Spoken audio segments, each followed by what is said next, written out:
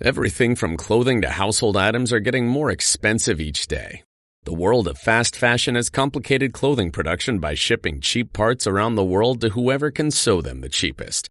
And now you, the consumer, are paying the price with rising costs.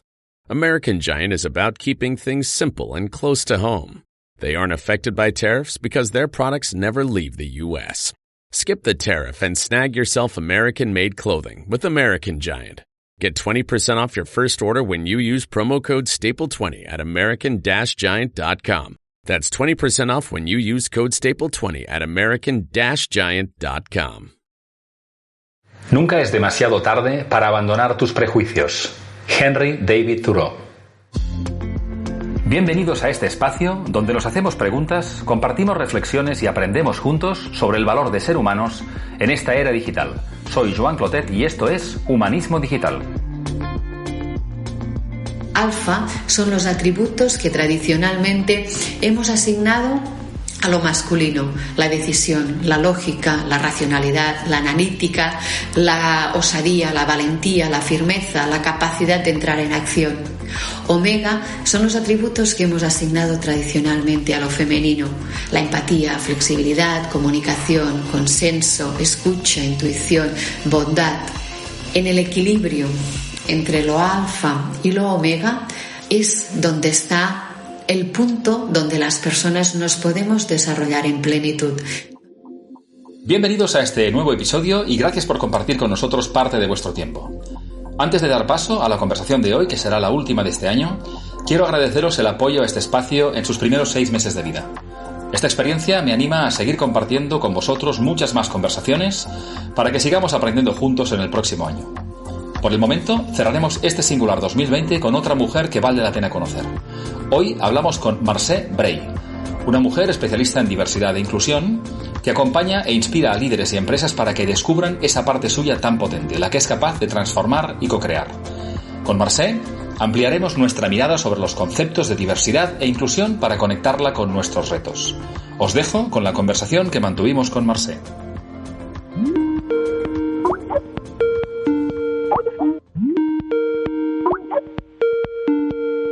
Muy buenos días, Marcé. ¿Qué tal estás? Bienvenida a Humanismo Digital. ¿Cómo estás hoy? Pues buenos días, Joan. Contenta de charlar un ratito contigo. Muy bien. Contenta. Pues yo también, Marcé. Empezamos hoy la semana porque grabamos esto un lunes por la mañana y me hace ilusión conversar contigo hoy. Porque además pues hablaremos de un tema que creo que es muy importante y de la que tú eres todo un referente, un especialista. Pero bueno, antes de entrar en eso, me gustaría empezar con la pregunta habitual de este espacio. Y que es esta, ¿no? Y es, Marcé, cuéntanos quién eres, qué haces en la vida y qué te ha traído hasta este momento de tu vida. Bueno, te voy a contestar alguna de las partes de la pregunta, porque contestar exactamente quién soy, esto es bastante difícil, ¿no? Estoy de acuerdo. Voy a empezar contándote qué haces en la vida o qué he hecho en la vida, ¿no? Yo he trabajado durante casi 30 años en el sector financiero. Me he dedicado durante todos estos años a la internacionalización financiera de las empresas. Por lo tanto, mi vida ha sido mucho de dar tumbos por el mundo, que digo yo, y he desarrollado distintos cargos de responsabilidad en entidades financieras. He sido presidenta de una cámara de comercio, he estado en consejos y comisiones nacionales e internacionales. Y no es lo que ahora hago. Ahora me dedico a otra cosa, a otra pasión, que es, por un lado, dedico tiempo a un proyecto que se llama Blue, que es Balance, Leadership, Uniqueness and Empowerment, que es un espacio donde conectamos distintos perfiles de personas que estamos en el ámbito profesional para intentar hilvanar un estilo de liderazgo distinto al que tenemos encima de la mesa, ¿no? O el que impera en nuestra sociedad. Por otro lado, también tengo una consultora que se llama Mass Diversity, que nos dedicamos a el tema de diversidad y liderazgo incluyente. Paralelamente he escrito un par de libros y suelo participar en ponencias, conferencias y en mesas redondas aquí y fuera de nuestro país. Fantástico. La verdad es que eres una mujer muy activa y con foco en muchos temas, como acabas de explicarnos, pero hay uno en particular que me gustaría pues empezar a desbrozar un poco contigo, ¿no?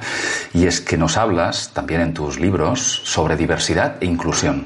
Y aunque te parezca una obviedad, me gustaría que nos explicaras un poco más qué deberíamos entender hoy cuando hablamos de estos conceptos, diversidad e inclusión.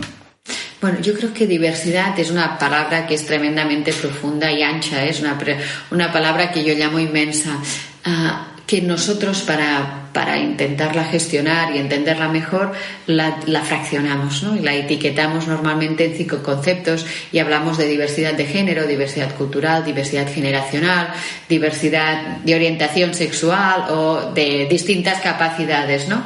Y hablamos que esto es diversidad para poderla trabajar un poquito más. Pero yo creo que diversidad es mucho más que esto, ¿no? Diversidad es diversidad de la forma en que aprendemos, diversidad de cuáles son nuestros valores, cuál es incluso nuestro propósito en la vida, diversidad de experiencias, de background, ¿no? Todas estas cosas que nos hacen singulares como individuos.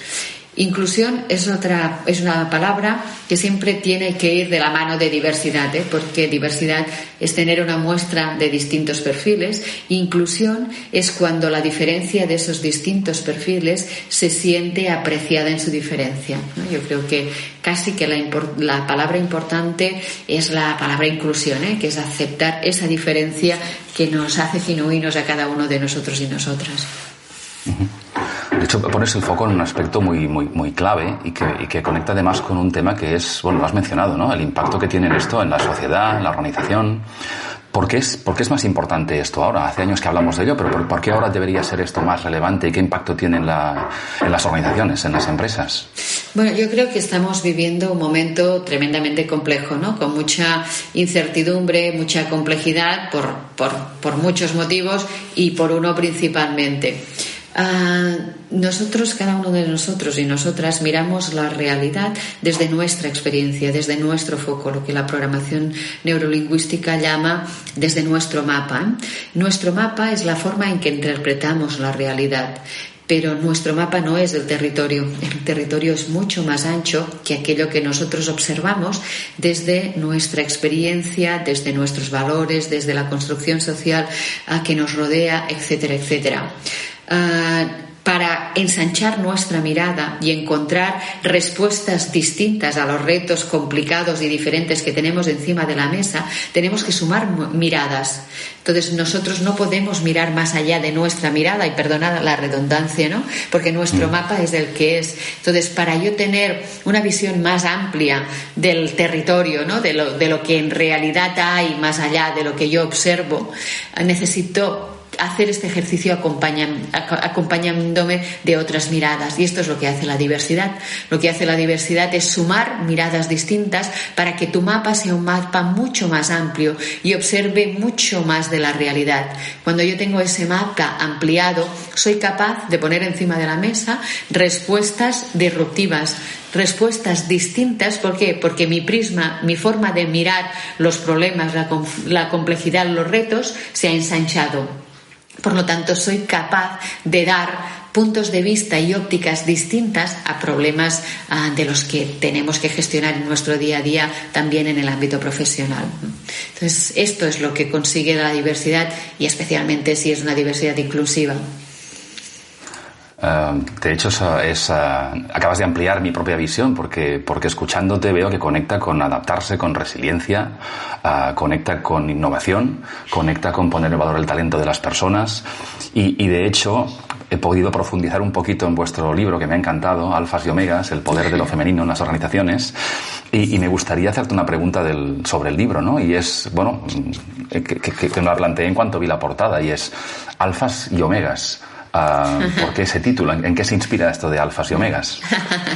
Mira, esto tiene, el libro lo que habla fundamentalmente es la necesidad de dejar más espacio de lo femenino en las organizaciones, más espacio de esos atributos que tradicionalmente hemos asignado a las mujeres, pero que no son patrimonio exclusivamente de las mujeres, sino que son patrimonio de hombres y mujeres. Y quiero referirme a la empatía, la flexibilidad, la capacidad de llegar a consenso, de colaborar, la intuición, intuición, la generosidad, etcétera, etcétera. Las mujeres hemos estado entrenando durante los últimos años, centurias, más estas cualidades que los hombres por construcción social. Si yo hablo en una organización que la organización tiene que feminizarse, entro en conflicto en muchas ocasiones. ¿Por qué? Porque todos y cada una de nosotros y nosotras tiene construido un framework, un marco mental, donde la información que recibimos la contrastamos, la ponemos en ese framework, la contrastamos y la colocamos en un sitio determinado.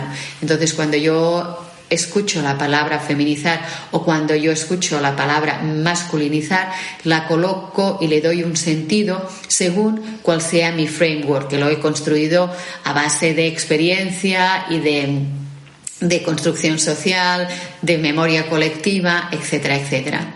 Si yo hablo o hablábamos con Victoria de necesitamos feminizar a las organizaciones, que haya más espacio para lo femenino, hay una parte de las personas que se desconecta con esta forma de hablar. Entonces tuvimos que buscar una metáfora. ¿Y dónde están las mejores metáforas, Joan? Siempre están en la naturaleza, ¿no? Así que empezamos a observar el comportamiento de distintos mamíferos, ¿no? Empezamos con los chimpancés, luego los orangutanes, hasta que dimos con un colectivo, una sociedad que se parece mucho a la nuestra, y es la sociedad de los lobos y las lobas. Nos dimos con un experto en el parque de Yellowstone, en Estados Unidos, que es el que se ha encargado de la introducción del lobo en libertad en ese parque, ¿no? Tan grandísimo y majestuoso. Entonces este hombre dice 3 cosas que a mí me parecieron tremendamente importantes. Dice, el ejemplar alfa no es despótico, no es agresivo. Figúrate que en un grupo de lobos, cuando caminan en estado de libertad, los enfermos y viejos van delante, en el medio los sanos y fuertes, y detrás van los alfa. Decía este hombre también que los omega, los que no son alfa, ¿no? El resto de individuos en un grupo de lobos, los omega, son elementos fundamentales para que la sociedad de los lobos funcione. Dice este hombre, si tenemos 2 alfa, compiten, se pelean, pero si tenemos 2 alfa y un omega, colaboran. El omega tiene un papel fundamental en la sociedad de los lobos. El omega lo que hace es de pegamento social. Y luego dijo otra cosa que ya me acabó de enamorar, que dice, no es verdad que los alfa sean siempre machos, no es verdad. En muchos grupos de lobo, los alfa son hembras, y en muchos grupos de lobos, los alfa son hembras y machos que conviven. Figúrate, la metáfora es, alfa son los atributos que tradicionalmente hemos asignado a lo masculino: la decisión, la lógica, la racionalidad, la analítica, la osadía, la valentía, la firmeza, la capacidad de entrar en acción. Omega son los atributos que hemos asignado tradicionalmente a lo femenino: la empatía, flexibilidad, comunicación, consenso, escucha, intuición, bondad. En el equilibrio entre lo alfa y lo omega es donde está el punto donde las personas nos podemos desarrollar en plenitud, ¿no? Y esta es un poco la propuesta del libro, ¿no? Que hagamos como las sociedades de los lobos, donde lo alfa y lo omega conviven aportando su máximo valor. Me parece fantástico, interesantísimo, Mercè, y me haces pensar en que el famoso lobo de Wall Street de hace unos años, pues realmente ahora hemos de verlo con otra perspectiva. Es decir, hay perfiles y maneras de hacer bastante caducas, y me has dado una perspectiva muy, muy interesante y muy didáctica respecto. Fíjate qué interesante, porque lo que estáis diciendo en vuestro libro, tú, Mercè, y Victoria y Asinechkaya, que no la he mencionado, pues este es promover espacios para que lo femenino se exprese. Y esto me ha gustado mucho, y claro, enseguida he pensado en ejemplos. Entonces quiero preguntarte, por ejemplo, pienso, no sé si Donald Trump tiene un lado femenino, si lo tiene lo debe tener muy, muy oculto. ¿Tú podrías darme algunos ejemplos de hombres o mujeres en que ese lado femenino se exprese, no sé, personas que todos conozcamos y que podamos ver ejemplos concretos en que realmente sí promuevan esas características más propias históricamente de las mujeres o atribuidas a las mujeres. Figúrate que aquí hablábamos de Trump, o sea, cuando tú coges los atributos tan contributivos de lo masculino, los que hemos dicho ahora, ¿no? Estos atributos alfa, y los llevas al extremo, estos atributos que son tan positivos y necesarios también en el ámbito profesional, cogen un matiz de destrucción. Es decir, si uno de los atributos de lo alfa es la decisión, cuando lo llevas al extremo es la imposición. Si tú coges un atributo alfa como es la firmeza, cuando lo llevas al extremo puede llegar a la violencia, etcétera, etcétera, ¿no? Entonces, lo que nuestra sociedad ha permitido es que estos atributos tan sanos de lo masculino los hayamos llevado al extremo. Entonces tenemos lo que nosotras llamamos un mega alfa, que es esa parte destructiva del alfa, donde está la violencia, el individualismo, la imposición, la intolerancia. Yo creo que en este caso, no lo conozco personalmente, pero por las referencias que tenemos, un Trump se parece más a un perfil mega alfa, ¿no? Ha llevado al extremo esas cualidades de lo masculino. Fíjate, Joan, que acontece lo mismo, pasa lo mismo con lo femenino. O sea, tú coges atributos de lo femenino como, por ejemplo, la empatía, y de la empatía puedes pasar a la, sumisión, ¿no? Porque te pones, ¿no? Te pasas al otro lado. O puedes pasar de la flexibilidad a la dificultad de poner límites, por ejemplo. O puedes pasar de la capacidad de llegar a consenso a esa dificultad de hacer que mi punto de vista se aprecie. Por lo tanto, y esto le llamamos mega-omega, ¿no? Que es cuando los atributos tan contributivos de lo femenino se vuelven en contra y lo que hacen es que la persona pierda mucho de su valor.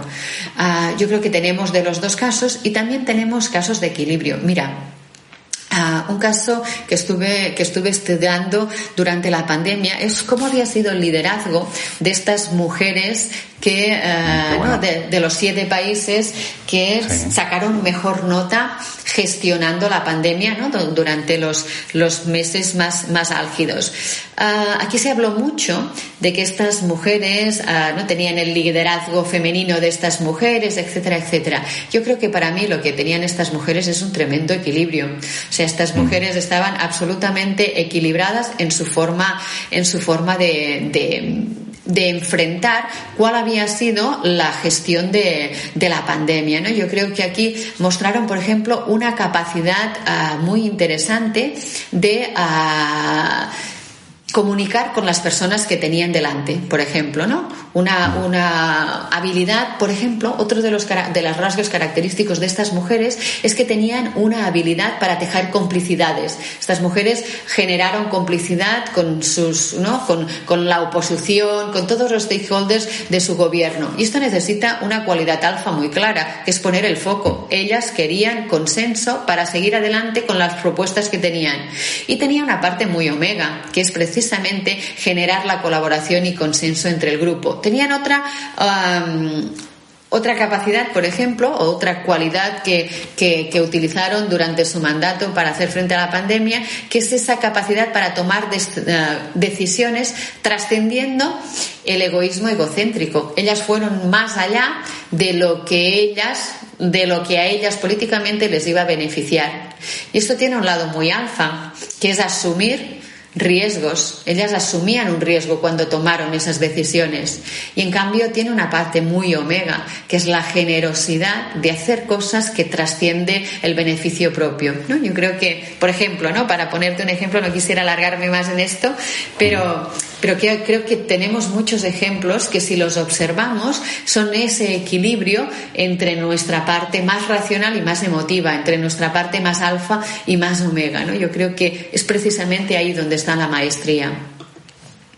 Es fantástico porque son buenísimos ejemplos, y además son personas que han lidiado con un reto mayúsculo, ¿no? Sí. En diferentes latitudes, con diferentes, recursos, culturas con las que conviven, hábitos, y realmente pues pones el acento y pones la lupa en una lección para todos, ¿no? En ver cómo reaccionamos o cómo lidiamos con grandes retos, ¿no? Mira, otra cosa que me gustaría preguntarte, Mercè, es algo que tengo mucho subrayado amarillo en el libro, pero conectáis conceptos que inicialmente pues no parece que tengan una conexión muy obvia, ¿no? Y uno en particular era vinculado con el talento y sobre combatir la mediocridad con la inclusión. ¿Podría explicarme un poco qué queréis decir con esto? ¿Cómo se combate la mediocridad con la inclusión?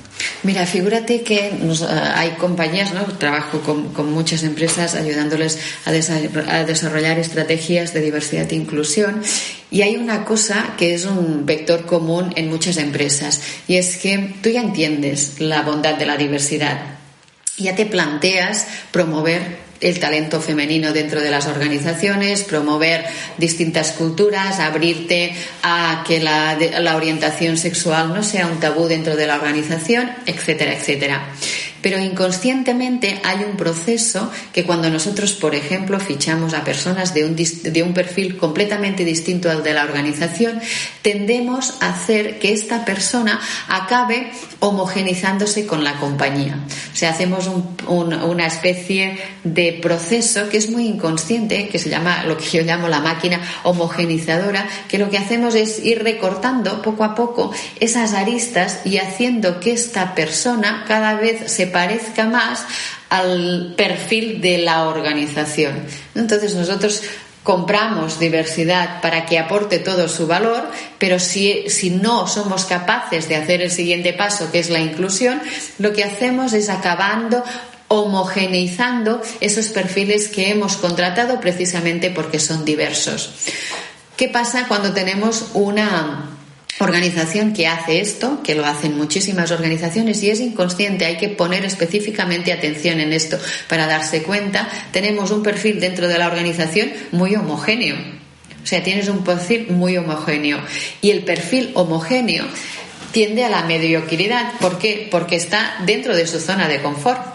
O sea, si nos rodeamos de personas que se parecen mucho a mí, que compartimos los puntos de vista, que acabamos teniendo organizaciones muy homogéneas y muy mediocres. Fíjate que esto tiene que ver con lo que decíamos al principio de la conversación. O sea, si yo le recorto las aristas a la diversidad y la hago homogénea, le hago canto rodado con lo que yo soy o con lo que es la característica principal de la organización, ¿cómo vamos a ensanchar nuestro mapa? ¿Y dónde viene la riqueza? ¿De dónde viene la disrupción? Cuando soy capaz de tener una mirada distinta a la mirada que he venido teniendo en los últimos años. Entonces, este es el peligro dentro de las organizaciones, que entendamos que la diversidad aporta valor, pero que no pongamos los mecanismos suficientes para que estos perfiles diversos no acaben mimetizándose con el comportamiento general de la organización. Qué bueno escucharte y destaco algo que acabas de decir, y es que compramos diversidad, pero luego a lo mejor no sabemos gestionarla, ¿no? No somos ni conscientes de nuestros sesgos ni de nuestra propia cultura, porque somos el pez dentro de la pecera, ¿no? Sí. Qué bueno. Y hay mucho espacio ahí, hay mucho espacio de cambio de mentalidad, de curiosidad, de apertura y también de trabajo que hacer, ¿no? Por parte de las organizaciones. Exacto. Mira, permíteme, Mercè, que pasemos a un terreno no tanto más personal, pero salgamos del mundo de la empresa y te voy a hacer algunas preguntas más conectadas con el ámbito no empresarial, ¿no? Igual te cambio un poco ahora de foco, pero fíjate, estaba pensando, cuando preparaba un poco esta conversación, con un fenómeno creciente de los últimos años, que es el reggaetón. Y más allá de estilos musicales, que no critico y que sobre gustos pues cada uno es libre, pues sí que es verdad que, ostras, me sorprende escuchando el tipo de letras y el perfil de personas muy jóvenes pues que siguen este estilo de música y que les gustan las letras y que representan cosas que yo, desde mis límites, desde mi óptica, pues en cierto grado, pues no sé si me escandalizan, pero desde luego como mínimo me incomodan. Entonces, mi pregunta, Mercè, es: ¿esto es un signo del inicio de la decadencia o aún tenemos esperanza para las próximas generaciones? Bueno, es buenísimo esto. El reggaetón es uno de los temas que tratamos en el libro porque me parece tremendamente significativo la influencia que puede tener esto, ¿no? Ya te respondo, te quiero contar una cosa, pero ya te respondo. Hay muchísima esperanza con las próximas generaciones. Yo creo que las generaciones que ya tenemos aquí, o las generaciones más jóvenes, y las próximas, estoy segura que también hay una parte de estas generaciones que tienen una apertura de mente, que si ayudamos a que esto no se cierre, es un poquito como la homogenización dentro de las organizaciones, si acompañamos a estas generaciones jóvenes en esta apertura de mente, hay muchísimas esperanzas para que esto tenga una pinta bastante distinta en un futuro no demasiado lejano. Yo creo que el reggaetón es algo que tenemos que prestar atención sobre porque las letras son las que son, es de una vejación y de una discriminación espectaculares. Me preocupa el tema del reggaetón especialmente porque le gusta, aquellas personas que están, entre comillas, muy enganchadas al reggaetón, son la gente muy joven, ¿no? Hasta 11, 13 años es cuando más les encanta el reggaetón. Luego a los 18 o a los 35 también, pero de una forma distinta. Cuando tú eres muy joven, cuando nosotros somos muy jóvenes, nuestro cerebro es muy plástico. Esto quiere decir que registra las cosas, registra y las deja almacenadas en el inconsciente. Esto es muy importante. Que ellos y ellas sientan esta forma de tratarnos los unos a las otras, esto queda grabado en el inconsciente. Y esto a mí es una cosa que me preocupa un poco. ¿Por qué? Porque en el inconsciente es donde se fabrican un fenómeno que se llaman precisamente sesgos inconscientes, que es el principio de la discriminación. Los sesgos inconscientes son esas formulaciones que hacemos de forma inconsciente que nos ayudan a gestionar el volumen tan ingente de información que recibimos. Entonces, nosotros en ese almacén nuestro, en el inconsciente, formulamos respuestas rápidas. Por ejemplo, si ahora te digo, Joan, te digo judío, es muy posible que tú, en el momento en que yo te digo judío, pensarás, no lo sé, en dinero, pensarás en algo relativo a la religión o pensabas en algo relativo a la inteligencia. ¿Me equivoco mucho? ¿Qué ha venido a tu cabeza cuando he dicho judío? Pues me ha venido holocausto. Exactamente. Entonces, estas son asociaciones automáticas que hacemos, y estas asociaciones automáticas quedan durmiendo en el inconsciente, que las utilizamos más adelante para dar respuestas rápidas en momentos concretos. Entonces, si nosotros vamos escuchando según qué letras del reggaetón en ese momento de nuestra vida tan plástica, vamos almacenando quizás que las mujeres son muy emocionales o que las mujeres son muy brujas. Entonces, en el momento cuando nos incorporamos al mundo laboral y hay que darle una oportunidad a una mujer en una posición que tiene mucha presión, igual nos sale automáticamente, no, a ella no, mejor a él, porque es que ellas son muy emocionales. No sé si me explico cómo funciona este mecanismo y el peligro de este mecanismo, de este escuchar inocentemente este tipo de letras. Esto tiene un efecto en nosotros, ¿no? Es importantísimo lo que cuentas, porque conecta con la conciencia. Sí, y aprovechando que tengo una experta como tú, te preguntaría, ya te pido ayuda, y te digo, yo como padre, tengo una esposa, tengo 2 hijos, tengo un hijo y una hija, pensando en mi mujer o en mi hija o en las mujeres con las que yo me suelo relacionar, ¿qué puede ayudarme a mí a darme cuenta a tiempo de mis propios sesgos? ¿Cómo me doy cuenta a tiempo de que no estoy haciendo algo correctamente en relación a inclusión, a diversidad? Mira, aquí hay un tema, Joan, que tenemos sesgos y tendremos sesgos siempre, porque es la forma en que funciona nuestro cerebro. Nosotros, los sesgos viven en la parte inconsciente, y el 95% de las acciones y decisiones que tomamos en un día no son racionales, vienen del mundo inconsciente. Esto tenemos que tenerlo claro, ¿no? Entonces, el metasesgo, que le llamamos, es el sesgo de pensar que yo no tengo sesgos. O sea, siempre, por mucha atención que preste, tendré sesgos. Por lo tanto, la primera recomendación es: nos tenemos que relajar con esto. Una vez entendido que vamos a tener siempre sesgos y cómo funcionan, la forma más eficaz para mí es poner atención en situaciones cotidianas y qué estoy yo sintiendo o cómo estoy yo reaccionando en situaciones cotidianas. Por ejemplo, si yo tengo a mi hija y pienso sobre el futuro de mi hija, ¿cómo estoy pensando? ¿Estoy pensando que tengo que protegerla porque este no es un mundo para las mujeres, etcétera, etcétera? ¿O estoy pensando que ella es una mujer valiente con todas sus capacidades y que quiere llegar hasta donde quiere llegar, por ejemplo? Porque lo que yo proyecto sobre mi hija es lo que mi hija va a hacer, porque yo soy su referente, aunque sea de forma inconsciente. Mucha atención también a cómo son las palabras que decimos, ¿no? Las palabras ya lo sabemos, crean realidades. ¿Cómo estoy hablando yo a mi hija? No le digo, ¿no?, princesa. ¿Es que no puedo llamarle princesa a mi hija? Claro que puedes llamarle princesa, pero llamarle princesa repetidamente tiene un efecto sobre tu hija.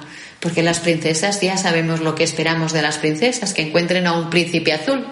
Entonces, cuidado también qué tipo de palabras estamos utilizando, ¿no? O sea, si tienes un hijo y una hija y yo qué sé, van en bicicleta, tu hijo y tu hija, este es un ejemplo que pusimos en el libro porque lo contrastamos muchísimo, muy posiblemente cuando estás enseñando a tu hijo a ir en bicicleta y se cae, venga valiente, levántate, no es nada, venga, tira, que tú puedes, y se cae tu hija al suelo, no, a ver, ¿qué te ha pasado? Venga, no pasa nada, si quieres ya lo probamos más tarde, ¿te has hecho daño? Es una cosa distinta y esto nos sale automático, ¿no? Entonces, en situaciones cotidianas, prestar atención a cómo es nuestra respuesta y sobre todo es cómo estamos sintiendo en situaciones cotidianas respecto a un niño o una niña y qué diferencia hay ahí. En ese momento, que es además súper revelador, es cuando tú vas a poder empezar a hacer cosas distintas. Qué bueno, muy útil. Muchísimas gracias. porque creo que es algo que todo el mundo, los ejemplos nos das, todo el mundo entiende y nos ayudan en ese punto de partida que es la conciencia, ¿no? Sí. Y fíjate, me has hablado también de referentes, ¿no? Los padres. Antes decías cómo han gestionado la pandemia, pues una serie de líderes, mujeres en este caso, pues de éxito, ¿no? Angela Merkel, por ejemplo, o Jacinda Ardern en Nueva Zelanda, ¿no? Que sí. Dos perfiles muy diferentes, con atributos también probablemente distintos y son un referente para todos, ¿no? Y en casa decías ahora, los padres somos un referente importante para nuestros hijos, ¿no? Entonces yo quiero preguntarte aquí, ¿cuáles fueron los tuyos cuando eras niña o cuáles son los tuyos ahora? ¿Cuáles son tus referentes? A ver, cuando era niña yo he sacado muchas veces o casi siempre referentes de los libros. Yo soy lo que yo llamo una lectora compulsiva.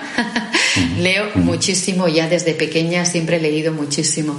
Entonces yo creo que a mí me resultaron muy inspiradoras lecturas que hice, figúrate, en la época, ¿no? Hace muchos años de esto, pero era bien pequeña, que me gustaba mucho leer libros de, por ejemplo, aztecas, ¿no? Yo recuerdo en libros sobre aztecas que había el guerrero, pero también la guerrera, ¿no? Mujeres amazonas que no se achicaban delante de las dificultades, sino todo lo contrario, ¿no? Que tenían una voluntad tremenda y que eran grandísimos dirigentes, y te estoy hablando de cuentos de ficción de cuando era pequeña. Y también tuve algunos referentes negativos en este caso que también me ayudaron a ver que aquí pasaba alguna cosa. No sé si te acordarás, bueno, en mi época había una canción de los payasos de la tele que decía, ¿no?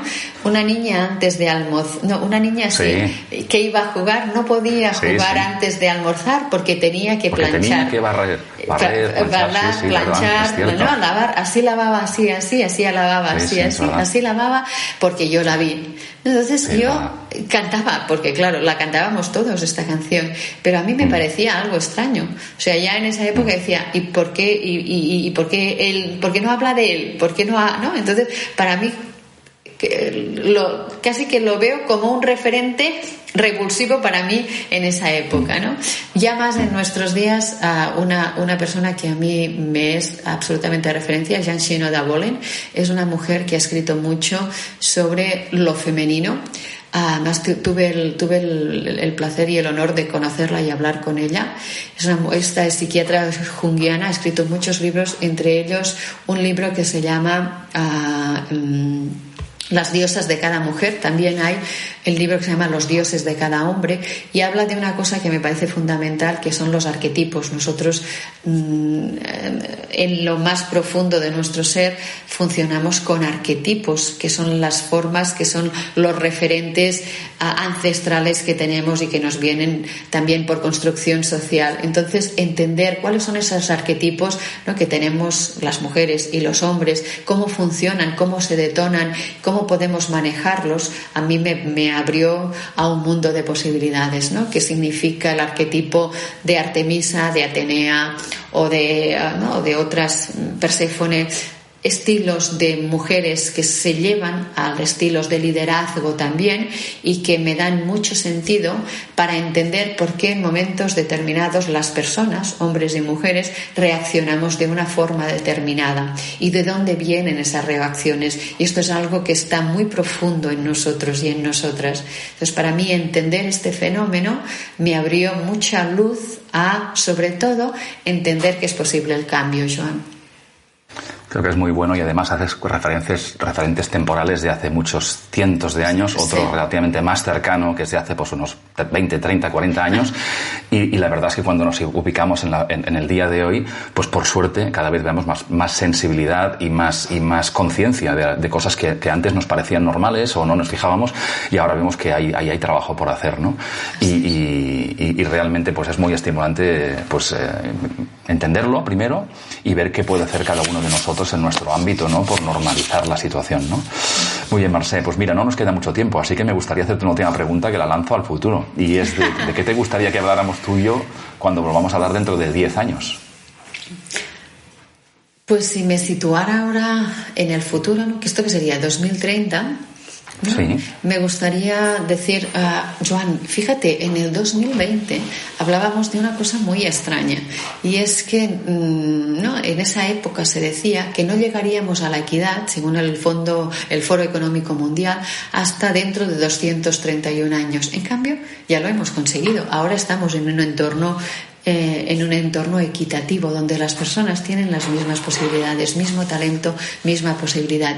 Fíjate que en ese 2020 hablábamos del miedo que nos daba la diferencia y en cambio ahora en el 2030 hemos aprendido que la diferencia suma y a veces incluso multiplica. Figúrate que en ese 2020 las personas estaban enfocadas solo en el hacer. Se valoraban por cuánto hacían, por cuánto ocupada estaba su agenda, por cuántas cosas hacían y conseguían.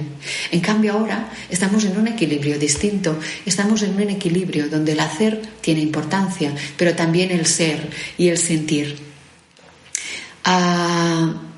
Creo que me gustaría poder tener una conversación de este estilo dentro de 10 años, Joan. Sería fantástico y sería seguramente tan inspirador como ha sido esta conversación, Mercè.